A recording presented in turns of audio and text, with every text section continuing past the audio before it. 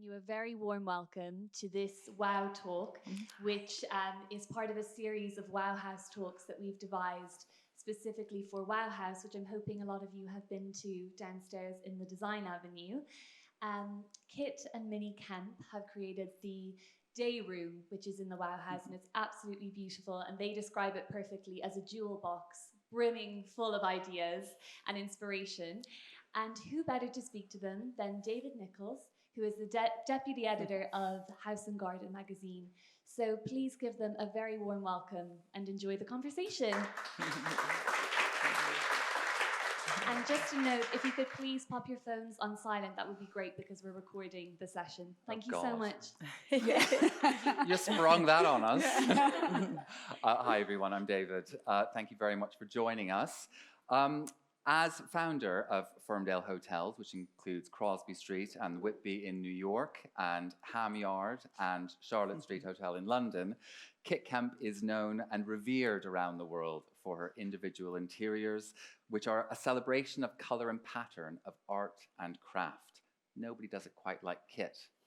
But then there is MINNIE KEMP, who is one of Kit's daughters, and she heads up the design team of the Kit Kemp Design Studio, working alongside another sister, Willow, who's in the audience this evening. The Kit Kemp Design Studio has been alive for quite a while, but in the last couple of years, it's taken on a slightly new accent, if you like, and I thought that would be a really good place to start. Tell me how the pandemic might have spurred this development. Well, the Kit Kemp Design Studio has been going along for a long time, but the pandemic really sort of gave us the kind of space to kind of expand in a way that we had wanted to by doing residentials. I mean, it was horrific for so many people and with all the hotels closed, but we thought, you know what, we're just going to have to switch up and move on and be malleable and work in a new way. And so now the Kit Kemp Design Studio is doing residential projects. And I imagine, Kit, that's something that you must have over the years been asked a million times. When are you going to start doing houses? And maybe you've obviously done your own homes, maybe you've helped some friends out, but you've never taken that on as a significant part of your professional life, have you? No, but I think, you know, when the going gets tough, the tough have to get going. And during the pandemic, you could see everything. You know, if you think of the hotels, they were all shut. Some of them were shut for 18 months. So I was not going to let my design team go. So we just had to diversify and be adaptable. And you know what? It's just been the making of us. We've really loved it. So another dimension, another time, and always doing something different. And it came at a time when all of us were looking at our homes a lot more, spending more time in our homes, realizing our homes need to work harder, perform a different function, be more beautiful. So it was the perfect opportunity for the design studio to kind of move into that end of the market. But we love craft, and what we also found was that everybody at home wanted to make things. Yeah. They wanted to make, you know, the picture frames, they wanted to make their headboards, their footstools. So also that was another time for us to think also about our collaborations and the people, the magic people that we work with, really. Yeah, we have this online magazine, the Kit Kemp blog, and before the pandemic, everyone just met once a week. We do a little paragraph, and then during the pandemic we started making chandeliers, tapestries, and then now that everything's kind of ramped up again, we've got to do this weekly meeting for this bloody blog. Whilst you're designing houses all over the world. And Mum's like, okay, what's going on? What have we got next? Let's paint a wardrobe. We're like, well, there's no time. But, you know, that really evolved as well, the kind of writing side and the blog. And we do sleeping around and going to exhibitions as well. So Sleeping that's a around whole new part side. of the business. It's not a, Yeah, we sleep side, around. a side project. Let's get this clear. We sleep around. That's sort of within the hotels. There's never a room which is never more than kind of 4 years old. So we're constantly refurbishing. I didn't realise that. Yeah, That's really so we nice. started a sleeping around. So when a new room comes, we will give you all where the fabrics are from and have the room photographed and just tell you the inspiration behind each little jewel box, really. But you know what? That's so wonderful for designers, because I think so often they can be working for companies and putting forward fabulous ideas and schemes, but they never actually finally see them, or they're not living with them. Yeah. When you're a designer working for us, you have to live with that scheme, and you have to see whether it's working spring, summer, autumn, in a thunderstorm, you know. And it's so interesting. You learn so much about texture and balance and scale. Yes. So starting to take on private residential projects, what are some of the differences that you've noticed working, you know, in hotels and private? And maybe you could tell us a little bit about one or two of the projects you've been working on. I know you've just got off a plane from a quite exciting location, looking remarkably fresh. Yeah, well, I arrived back from Barbados, and that's a large project. We found that actually after the pandemic, some of these very techie people don't actually even have offices. And so they will want to have a place where everybody meets maybe 4 times a year. And then, for example, we did Bloomsbury Publishing, you know, who publish Harry Potter. And they did so well in the last 2 years. They brought 2 new publishing companies, but nobody wanted to come back to the office. So MINNIE got involved then and created, what did you create? Oh, it was amazing, actually. I was at an exhibition near Alfriston in Sussex, and stood next to Nigel Newton, who's the head of Bloomsbury Publishing, and he'd hired someone else for the job. But he wasn't sure about the designs, and he knows that, you know, we love Bloomsbury, the Should we Bloomsbury just check group. that designer isn't here who lost the job? So I said, okay, well, I could be there at 2 p.m. tomorrow, and let's go. So in total, it's 8 different rooms. Phase 1 is 4 rooms, and we've done an author's lounge with a wonderful mural actually painted by Tess Newell, who's done the incredible chest for the Wow House room at the back. And she is also from West Sussex. She actually she has books which are like guinea pigs at Christmas, and they make all these little clothes for guinea pigs, and the set, oh my God. Actually, it was I haven't seen hilarious. this. Yeah, Because you've got to buy them, they're because amazing. Nigel, you know, we were saying, well, we'd like to bring this person in and they can paint the whole fireplace a la Bloomsbury. And then he said, but I think we know her. She's one of our authors. And then he brought out this lovely book of guinea pigs wearing clothes. Oh, and the that was sets one are of the other amazing. things that Tessa did for children. Yeah, and we actually, there's this sort of big fireplace which she's painted in. It's amazing. It's on Bedford Place, which is They're beautiful, beautiful incredible buildings. Square. Yeah. But we got her to put in a secret guinea pig. Oh, amazing. So you ever go, when all of you guys have your books published, Yeah. you can be sure to spot the guinea pig in the corner. But then also we wanted to do a craft house in there. So at the back in this long mews, we used everything in a sustainable way. So there are these lights which have been grown from mycelium with Sebastian Cox, which is completely amazing. It's mycelium. Is that something to do with mushrooms? Yes. Exactly. Yeah, and we went to the lab, which was in Greenwich, which is where Sebastian's studio is. I highly recommend everyone go. He's the best.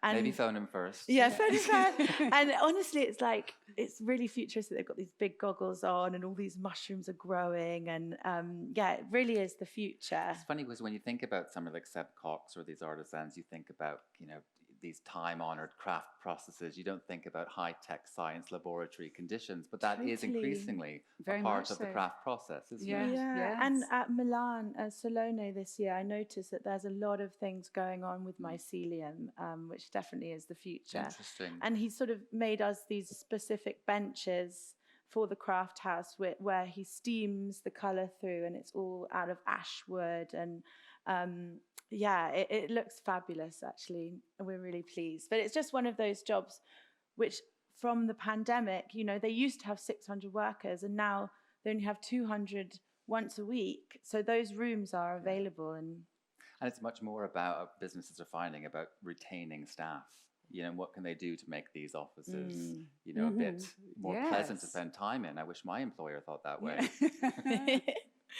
My next question was going to be about asking about the dynamic of mothers and daughters working together. I think we're probably getting a bit of an idea of that already, but it'd be really interesting to hear, you know, I can't imagine there's ever any tension, but, you know, maybe what you've learned from each other, because obviously you're soaking up whatever you can from your mum and you have all your life, but you've probably picked up a few things from, you know, Minnie as well, and what, you know, things that she's bringing to the business and the studio. Well, I've got 2 daughters who are working. 3? Well, I've got 3 daughters, but 2 who are working for me. Tiffany is far too sensible.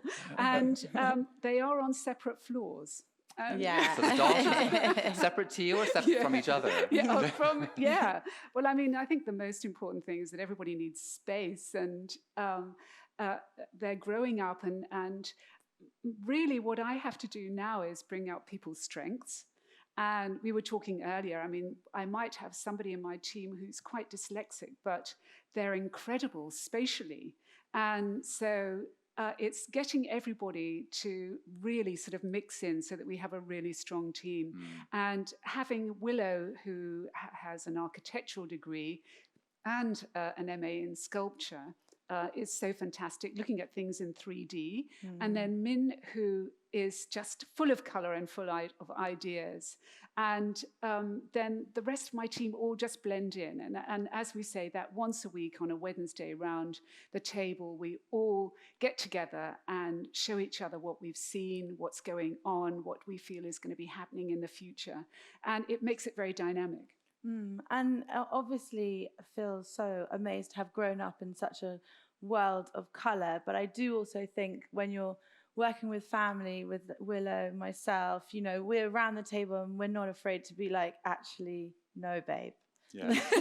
You know, because you can really, you know, we really are so honest with each other. And, you know, there might be one day where there's steam coming out of our ears and then you just get home, have a cup of tea and move on to something else. It's very dynamic and so there can be less diplomacy in the office because you're family and you have a shorthand. Exactly. But you are able to kind of cut that off at 5 or 6 o'clock. You see, what we're doing is also we're doing interiors, which of course is the whole core of what we're doing. But then we are working with other established artists. We're commissioning things, and then we're asked, you know, for example, by Spode, who are the only company which are actually still making things in Stoke-on-Trent, to do 3 different collections for them, which involve cutlery and glassware. So, you know, that's an exciting, different thing to do. And then Annie Selke is an American company, and she's got a company called Dash and Albert that she started herself, an amazing woman. She's sassy. Yeah, and she's real sass. Yeah, and so we've created a rug collection of 38 rugs, and then the associated sort of linens and things that go with them. And then Baccarat asking us to, you know, sort of design some glassware for them. I mean, that'll be an amazing collaboration. I mean, they've got a wonderful chateau, don't they? Yeah. Looking forward to seeing that. Yeah, that'll be really interesting. Yeah. So there's a lot, you know, you're never a second bored because there are so many different projects. And that's the joy as well of collaborating, is that, you know, there are the most incredible people out there, and we just be thrilled to working with them. With the Spode collaboration as well, I mean, I think that's so important because so many of those potteries have been struggling over the years. Very much so. You know, shutting down, moving production to the Far East. Yes. Some have made efforts to bring it back. Hasn't always been successful. That will be a significant thing for Spode, having KEMP Design Studio, working with them. Can you tell us anything about? Well, we've got 3 collections. One is Heritage, which is bringing in tall trees, which is one of our designs. Then we have a Calypso collection, which are just really bright, vivid colours. We've just got to get that one right. And then we've got Zinnia, which is its flowers against a blue and white black background. So that sort of covers 3 different areas. But actually, you can mix all the collections together because people now just don't have a collection. They want to mix and match. And we've also brought in a bit of rickrack in there there as well. So it's just been fun doing something like that. Yeah. Well, we should get on to Mimi's Atelier. I said earlier I was afraid I was going to get my Mimis and Minnies mixed up. Yeah. I think I'm doing all right. So we've all seen it, haven't we? We've all been to the Wow House. We've all seen Mimi's Atelier. I hadn't realized that Mimi de Biarritz was a real person, and this was designed with her in mind and in honor of Mimi de Biarritz. What can you tell us about Mimi and how you met her and the story of your long-standing relationship? Well, Mimi is a phenomenon. Yeah. She's actually in her 70s now. She's a little sparrow of a person, but still has these bubbling ideas, and she's just very naughty. Inspiring. Yeah, we've invited her to the UK a couple of times because we're constantly using her work with it throughout the hotels. Which makes these beautiful hats, which are one of the centerpieces of the exactly. Atelier. I don't know if you guys plucked enough courage, but you can actually pick that. So these are the stands, and each one is a hat that you can wear.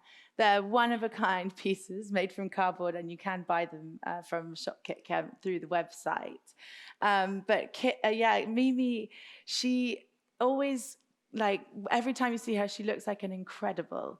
She has this tiny little house in Biarritz and this sort of decrepit old cat that will always swipe at you. Can I read about it? Because in one of the books, in Every Room Tells a Story, I'm talking about design alliances, and there's a little paragraph that we wrote there, and she has more inspiration in her little finger than anyone else I know.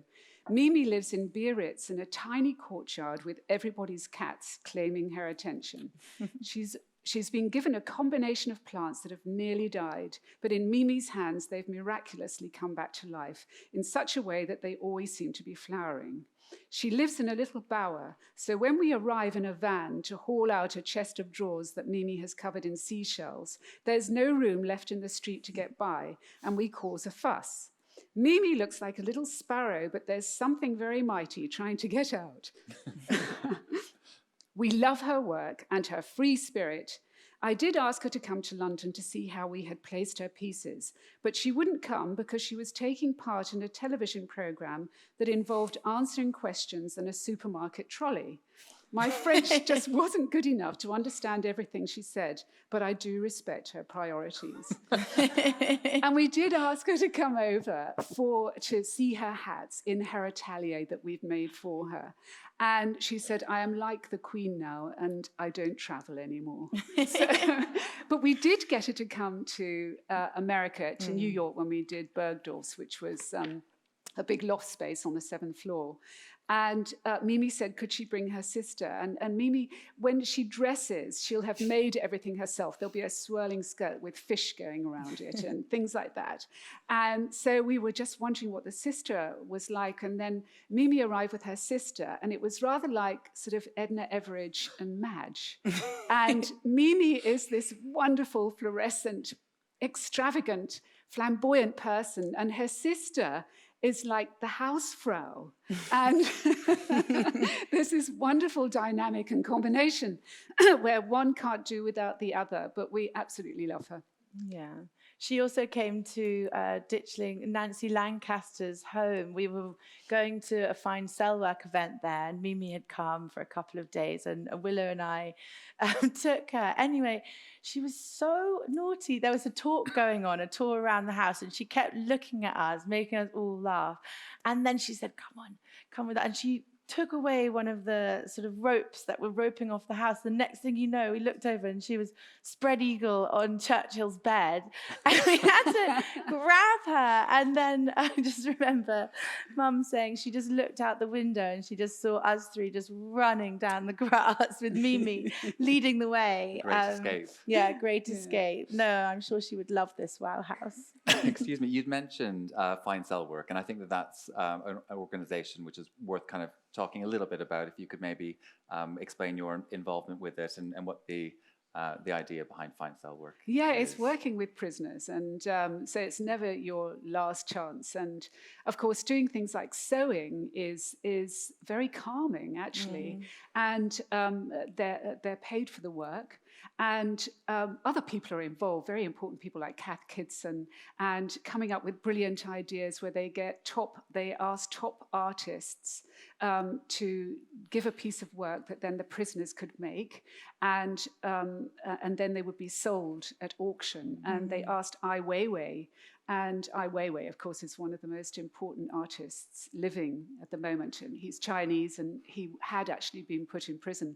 So he came back and said, I've got two provisos. One, that they do it of their own volition, and secondly, that they're paid. So we could say yes to both. And so then he gave us this incredibly complicated thing to do, which took about 2 years. But the prisoners did it, and they did it so well, and raised a lot of money with Sotheby's for these people that all deserve a second chance. Yes, and they're learning a skill which they might put to use when they come out of incarceration as well. Yeah. We can get back to Minnie's Atelier. Yeah. I did want to ask about that because it's such a fantastic project. So one of the things when I think about Ferndale hotels and KEMP design, I think about the incredible interplay between patterns and color. And looking at this here, you've got the Greek key on the ceiling, you've got the wonderful bucolic tapestry on the walls, and the stripes, the geometrics on the floor. I'm sure you get asked all the time, what is your advice on how to use these bold, expressive patterns in one space in a way that feels harmonious, because that's not an easy thing to do. It's all about scale and balance. This is actually a very small room. And so... Does that make it more difficult? No, not necessarily, but you can be bold. So if it's a small room, don't think small. Think about something which is almost like a focal point. But then you almost need a decoy focal point in the room, which says a lot about you. And in this, it's actually the Clock House Interior's wonderful little fabric wardrobe that we have on the left there. And we could have just had a little tiny pattern there, but actually we've got these full-size figures which are sort of walking their way around it. And by seeing that large scale, and then just not looking at that wall, but seeing quite a large cupboard, not very deep though, quite a shallow depth, which Tess Newell has painted in her inimitable way, bringing in extraordinary things like Teagan Williams' ladder, which is also a light on the right-hand side there. That step ladder is actually hand-painted in all kinds of wonderful colours. Using the wing chair, the Kit's wing chair, which is actually a pattern, but because it's quite it's got a black background, tiny pattern, then you can collage on the top, bringing in our favourite people like Cleo Pepiat. Yeah, exactly. So she has a pliqué on the mannequin here. We actually started off the scheme with this Jim Thompson day and night fabric. You can see the day is on the top of the tented cupboard and the night is on the wing chair. And we've always wanted to use this fabric with appliqué cutouts for a headboard. And this was our moment. The wallpaper is called Aubusson, and it's by Pierre Frey. And the clever thing about this wallpaper is behind the tapestry is a sort of gold. So when the light hits it, it almost shimmers. And is it a paper or is it like a linen? Is it a printed? It's a grass cloth. It is a grass cloth. Yeah, it's so clever. And it makes the room look so much bigger because you have, again, another focal point, which is through the trees looking at a castle. We also work with this wonderful artist that I found, Neville Wood. I think he's on the next slide. Yes, so he may be a few slides away. So this is some more detailed work of It's Tess Newell's work. Tess Newell. Also, the braid which separates the wallpaper and the ceiling is by Christopher Farr. And we've just actually done some fabulous new braided pieces with Christopher Farr that can be bought, which are perfect for the leading edge of a curtain. And you've got an existing, you've done fabric lines with Christopher Farr. Yeah, quite a lot. We're doing some performance cloths and then some weaves which are coming out in September. Oh, that's exciting. Yeah.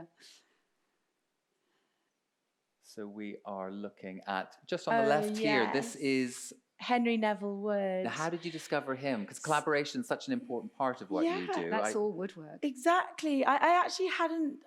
I found him through Instagram. A friend of mine did a spoon carving workshop in the Isle of Man. And I just clicked on, and he only had about 900 followers, but I just messaged him and we got talking because this sculpture is actually of Jim Thompson, and I don't know if you know the story of Jim Thompson, but he sort of was an architect, and then he was making silks in Thailand. In Malaysia. Yeah, in Malaysia, but he walked out into the forest and just poof, disappeared.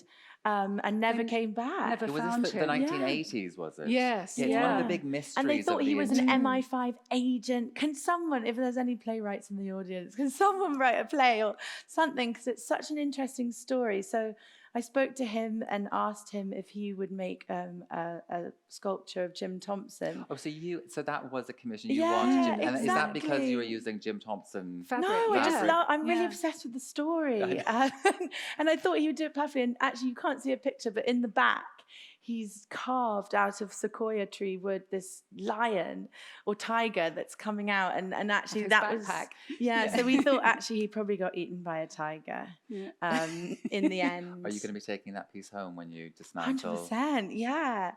Definitely. It's about it's nearly 2 meters high. It's a fantastic piece. And then on the right we have Bovamp, sort of carousel lampshade.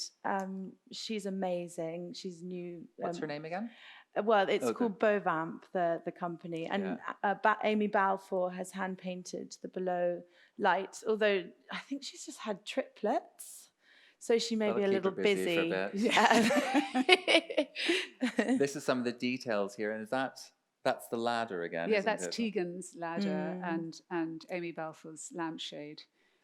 So that's Teagan Williams. Now, Teagan is an artist. Is she a maker? What's her? She's an amazing artist. She's actually, I went to school with her sister. So she's the little sister, but she's got like bright red flaming hair. And she works with magazines like The Face, creating ad campaigns. She's an artist. She makes music videos. She's making furniture at the moment. She's a bit of a jack of all trades and master of all as well. It's great to be able to incorporate these people into your projects, and that's something that with Ferndale you've been doing for many years. It's so nice to be able to have artists like Teagan Williams. The light is from Ham Yard Hotel Drawing Room, but you know it's the Munnings painting above. So it's Lucy Kemp Welsh above. So you know you've got incredibly established artists who, Mum, you've been collecting and finding 20th century British artists for so long, but then having them with these younger artists coming through is such an amazing thing. Yeah, we're very democratic in the way that we hang art. Which is, it's a very modern and is the right way to be doing it. Yeah, putting definitely. the pieces that sit well together in the right rooms. When it comes to interesting pieces or pieces of art, are you amassing them all the time just in case the right space crops up, a new hotel opens, a new client, has a home, or are you buying site-specific pieces? Site-specific mostly. Yeah. Although you're a good shopper.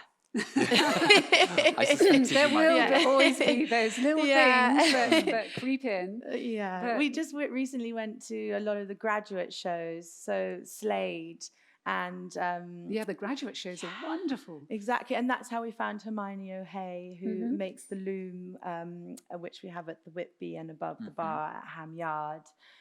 So yeah, always keeping your eyes peeled. There was something that when we spoke last week, there was a kind of monumentally large piece that you were interested in. You were hoping you might be able to hang above a bar somewhere. That was the ship. It was just a ship. Which we saw at the Slade. But I guess, we were able to commission the Tony Cragg outside of Ham Yard because Willow, my sister, was studying and he was the tutor. So, you never know who you might bump into. Or Tell us about Artist Corner. That's a part of the design thread, isn't it? Yeah, it is. Yes. The thing is that, for example, Colin Millington, who... The wonderful thing is about craft that you can suddenly arrive at finding your métier quite late in life, and Colin Millington is one of them, and he does wool work. And so out of wool, and because he was at sea as a sailor for many years, and his first job was actually stitching hatch covers, he was pretty good with the needle. And so finding artists like that and bringing them to your attention. And so we've got Artist Corner, then there's Rabina Jack with her wonderful ceramics as well, Brianna Casey. It's also how you then frame them. How you present it. You know, you could walk past one of Colin Millington's lovely stitching in an antique shop and not think anything of it. But as soon as you've got Marcus Wells from Haviland Design to frame it and chosen the colours or put Rabina Jacks into a Perspex box with a black behind, people see it differently. Well, the presentation counts for so much. And in Mimi's Atelier, panic every time I say it. You've hung these inexpensive prints in a really interesting way. Did you work with somebody doing that, didn't you? Well, I studied graphic design and we had big printing blocks and this is how we used to dry everything. So when we did Mimi's Atelier, we wanted it to feel like anyone could just pull this off and, you know, sit down and start reworking it. And these are outfits from Eastern European folk art, sort of different dances, and we wanted to make it look like, so when you walk Somebody along was it, moving. Although it's actually much harder, easier said than done. The idea was TBC. Yeah. In Wow House 2, you will see some moving art from the KEMP Design Studio. But and having anyone can do this. If you wanted to do this at home, that's just a piece of oak, repurposed oak wood with metal rods and pegs. Yeah. And it looks so effective. What I really like about the room is that everywhere you look, whether you're looking up or you're looking down, there is something else, a different idea, something else to look at. And you wanted this to be a jewel box of inspiring ideas. The curtains, for example. These are double-sided. It was only at the last minute we knew you could have a window, and thank gosh, because you can really see the Pierre Frey wallpaper. So, you know, it's important to have double siding on a curtain like that, so you can see these details. On the left, we have a Liberty fabric. Love that fabric. Yeah, we're using it on the walls. We're at the using new it in office. an Yves Klein blue as well. It's beautiful. And then on the right is a company that actually I just discovered. Had you heard of Guel Madrid? Oh, yeah. Yeah, I hadn't seen any of their collections for ages, but they do beautiful lines. So that's on the right side. And then one of our Annie Selke rugs. This is called Always Greener. Grass is always greener. Annie's based in the States, is that She's right? based in the States, yeah. But you can just see their sort of painting frame as well. And those are Annie Sloan, who's the English, she does wonderful paints. So we're doing a small paint collection with her of some of the KEMP colours. And so we're working on that in Oxford at the moment. That's absolutely brilliant. And Annie Sloan's website is so brilliant with I kind of love ideas and kind of She's how just to. brilliant. I think that's such a fantastic collaboration. Yeah. That's really exciting. Presumably, working on a project like this or working on any project, they become testing grounds for some of the bigger projects that you're working on, the hotels or the very large private residential. Has Mimi's Atelier fed into, it is Mimi's Atelier, fed into one of your forthcoming projects, such as you've got an exciting one happening in New York right now that you're... So the new hotel, the Warren Street, will be opening September 2023. And that's Warren Street in New York, not in... Tribeca, exactly. Just around the corner from City Hall. The 12th floor has gone in. We do want to use this Aubusson wallpaper, the Pierre Frey. Yeah, I do. Yeah, I do. And there's lots of... And this piece, the Tess Newell piece at the back, is... So that was from Soho Hotel Library, because we didn't have very much time. So we took it out, and then that will be going back in. So it's definitely going to be used. The tent is going to go, we're redesigning the lobby at Haymarket Hotel. So we want to put that in there as well. The Rock and Robins on the ceiling, the lights. Yes, exactly. I mean, They'll be in every bedroom. Yeah, Portia Romana. Really this is what we did during lockdown, the Rock and Robin collection. So all the bedsides for the new hotel, we would like to use. It comes in and standing lamps too. Standing lamps, bedside lights, smaller. And you can also, we do like a Mondrian style painted one, which you can have specific colours added to, which is really cool. But yeah, maybe, where do we think we want to use the wallpaper? Maybe we were thinking in the bar, But then we designed another wallpaper with Melissa White, the Howling Wolf, Le Chien de Lion. Yeah.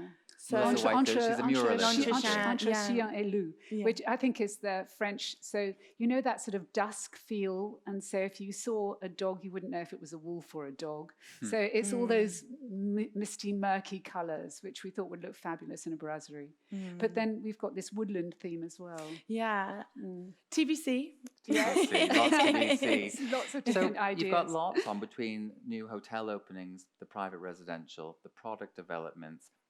Starting, we're on the other side of the pandemic now. Please God, all going well. It'll continue going in the right direction.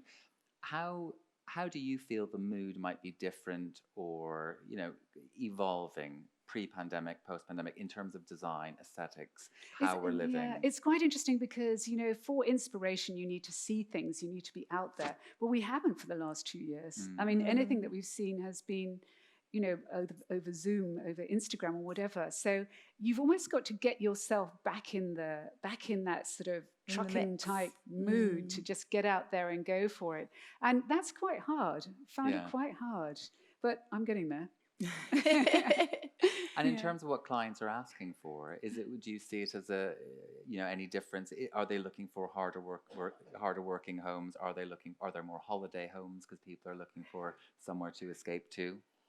Well, I mean, the performance fabrics are so important now. Yeah, there's been a huge push. There's that inside-outside feel. So, I mean, people in this country want to have their conservatories, which could be a dining area as well as a seating area.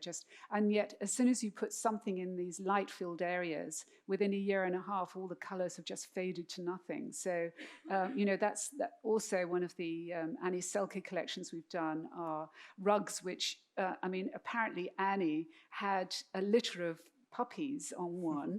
So you can imagine how it would be. So she shoved it out in the garden afterwards and it rained and everything else. And then after about a month, she brought it back in again as new. Yeah. Well, I mean, this is the PET outdoor collection. Okay. Not the silk. No, not the silk. No, the PET collection. We use 5 different. We've got jute, we've got wool, we've got the sort of durries, we've got the PET, and we've got something else. And PET, that's recycled water bottles. Yeah, it is. Yeah, it's dustbin lids. It's anything, and it's so you name soft. It's incredible what you but can it do feels with like that. wool, but wears like iron. I mean, it's really. I didn't want to do it because I really was saying, oh no, we only want to use natural fabrics. But when we hey, you've got to have an open mind. Yeah, yes. I use the Roadrunner design for which we've done with Annie's Selke in the craft house at Bloomsbury, and it's the PET, and it's honestly indestructible.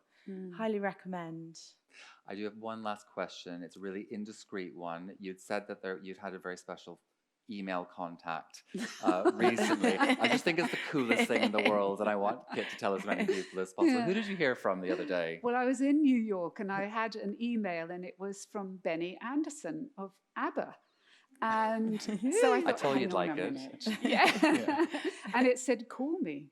So I had to pluck up courage because, I kind of wasn't quite sure whether I wanted to call Benny Anderson of ABBA because I was too shy. And anyway, I did. And he said that, I don't know if anybody's been to see ABBA yet, but they have these dancing pods, 8 dancing pods where you can go along and dance, of course. For the new show, which is all holograms in Stratford.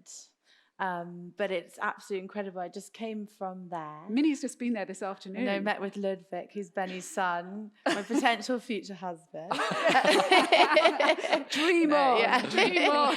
And they would like us to redesign the dancing pods and then the VIP bar. So it's quite exciting. And I do think that's really exciting after COVID because, things are opening up again and we all want to dance and go out and live. And do you think that Benny had seen Tim and I dancing? That's probably why. I don't. Tim, because my otherwise husband, they would have not. In his cummerbund, and slicked back hair. Me in my very sad 1950s swing dress. Obviously, that was the reason why you he can asked dance, us. but Dad can't. dancing the great queen. thing is that actually working with your daughters, you know, as a mother, you're always going to embarrass them. So It's your role. Thank you very much. I'm going to open it up to questions from you. Is there anybody who'd like to ask Minnie or Kemp? We do have a mic Minnie or for Kit, the anything, or Kemp. Shall I start with one? Go Just to on, get the Rebecca, floor thank open. you. go, Rebecca. I was wondering, okay, I'm a little biased coming from the design centre, but I'm just wondering what your favourite thing about the Wow House project, now that we're kind of almost reflecting, it comes down tomorrow, sadly. So what was your favourite thing about working on this project? I think it was actually just seeing all the designers together. I mean, normally to see everybody's work, you've got to go all over, or maybe you just have to be invited to a house. But here, suddenly, you could just spin through all these different ideas and all these designers that you've looked up to, that you've heard of, that you've known for many years, but never really managed to see all their work. To see it all in one space at one time has been so exciting. Yeah, and also, you know, as a designer, we come to the harbour all the time to find new fabrics, and it's so interesting to see what other designers do with the fabrics that you've seen and that you've used, but in a whole new way. So, no, I really love Linda Baronke's room with the sort of silver on the ceiling, and it's great to see that United in Design giving a chance to these young. Exactly, with Bernie, in Bernie's room. Exactly, Is everybody familiar with United in Design? Yeah. Fantastic charity so which promotes cool. diversity in the design industry. Yeah, we were mentoring a lovely Rebecca who's just, and she got a first.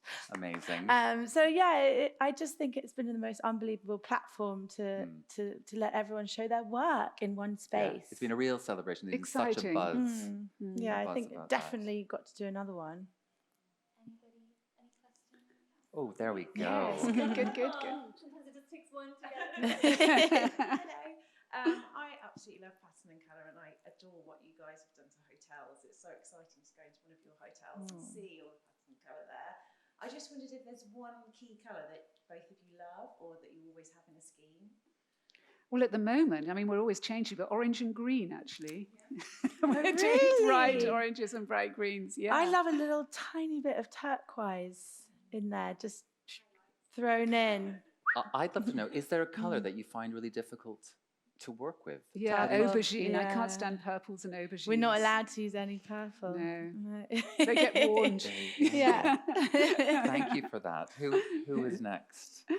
We'll come over. Oh, you're wearing green. How fabulous. You look wonderful. Kelly Orange green. and green. Is anybody wearing aubergine? Exactly. You're definitely my design hero. And who is yours? Oh my goodness, that is so hard to say really who is my hard. design hero, because it changes. Well, actually, you know, Mimi is my design hero because she's never grown up.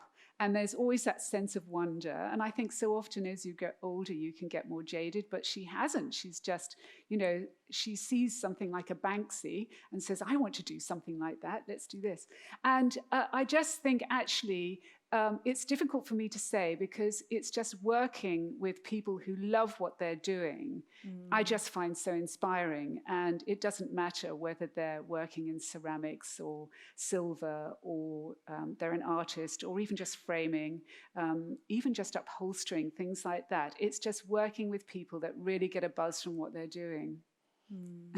David Adage. He's his such, architect. Oh, that was amazing. My favorite in Washington. design. Yeah, and that's also at the Wow House. Peter Adage curated the music as you come through.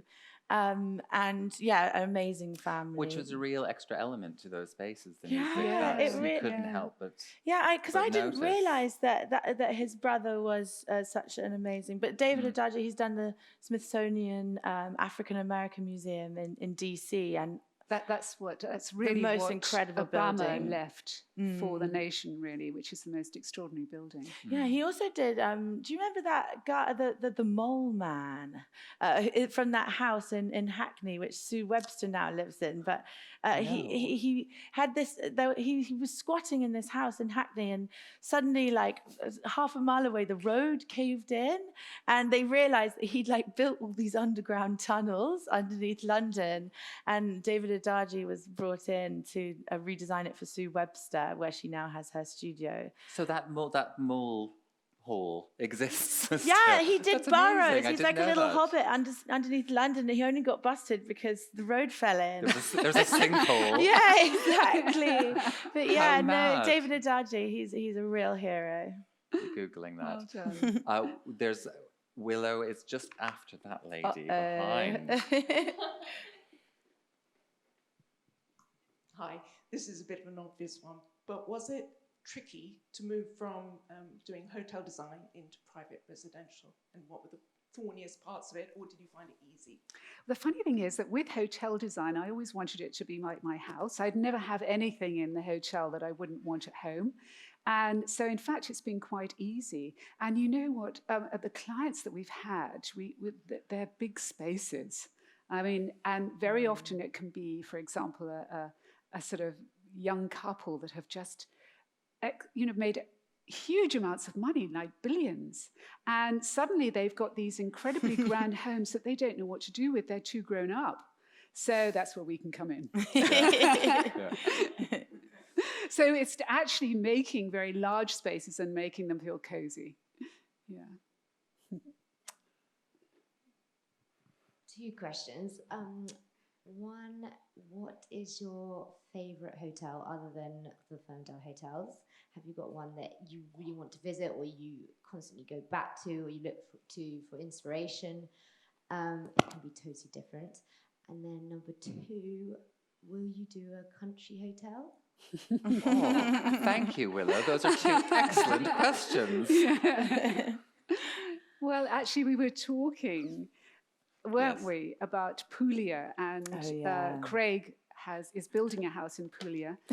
But one of my favourite hotels is Il Convento, which was Alistair McAlpine's hotel. He's no longer around, but his wife Athena is. And this is a convent which is just all lit by candlelight, and it's got a quadrangle in the middle. But Alistair McAlpine was a huge collector, so whenever he collected something, it wasn't just one, it was just everything. So his house, this convent, became really his space for showing off his different collections. So you could get sort of Italian, sort of Joe Tilson's. He'd lived in Australia for a while, so then you got wonderful Aboriginal art. There were wonderful little figurines from India, the most amazing fabrics. And then to go to the kitchen, you had to go to the dining room, you had to go through the kitchen, and there'd be sacks of peaches on the floor where they'd be making conserves, and it would be homemade bread. And it was just, it felt like it was an adventure. And then because it wasn't advertised well, the people that you met there also were very interesting. So that's my favourite hotel, Country House Hotel. I've been desperate to do one for ages. Yeah. We just got to find one. Got to find a good the right spot. one. Yeah. And we got to work on Tiger Tim. Mm-hmm. Yeah. He likes cities. Yeah, he won't let us. Any other questions? That's been. Thank you very much, Kit and Minnie Kemp. Yeah, that was really well interesting. done. Thank you very much. Thank you very much. We've got a dog. Good boy. It's Arabella's special doggy. The Design Centre dog, Charlie, and Arabella, our creative director at Lovely. the Design Centre. Thanks for coming, Thank you everyone. so much. Thank you, you. David, Kit, and Minnie. We so appreciate your amazing insights, and thank you, everyone, for joining us. Have a lovely evening. Thank you, everyone. Thank you. Thank you so much.